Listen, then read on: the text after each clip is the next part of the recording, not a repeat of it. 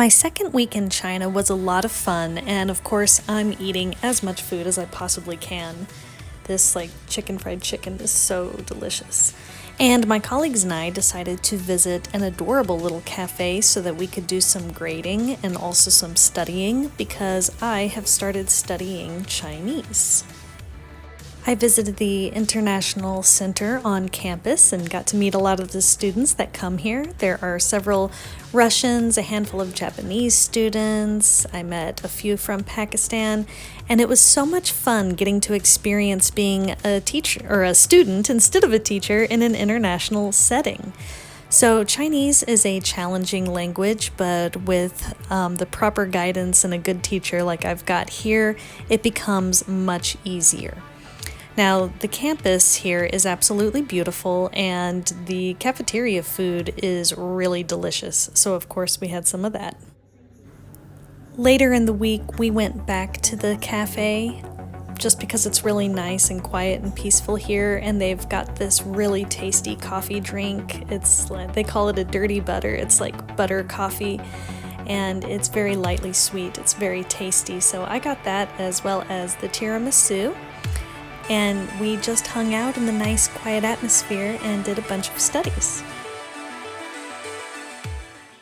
And now let's talk about the traffic. I got to witness my first accident. No one was severely hurt. I didn't actually see the collision, but we did see the people having to wait for the police. So just a reminder, traffic is the only thing that frightens me here.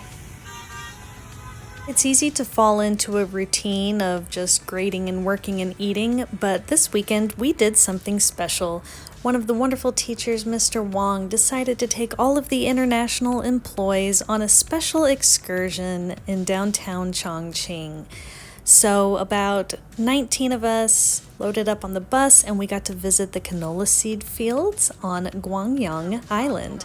This is a special island in the southwest of China, and they basically escaped a bunch of real estate projects in order to preserve this ecological site. So it's really beautiful, and a lot of eco-tourists like to come here. They've got a farm, they've got classes, and I believe they've got a World War II museum as well. And there were also these really cool statues and just lots of things to visit. It poured down rain the entire time. Well, not poured down, it just trickles here, but it rained enough that my shoes and socks were soaking wet. So by the end of the trip, I ended up having to buy some dry socks. But this was a really fun excursion.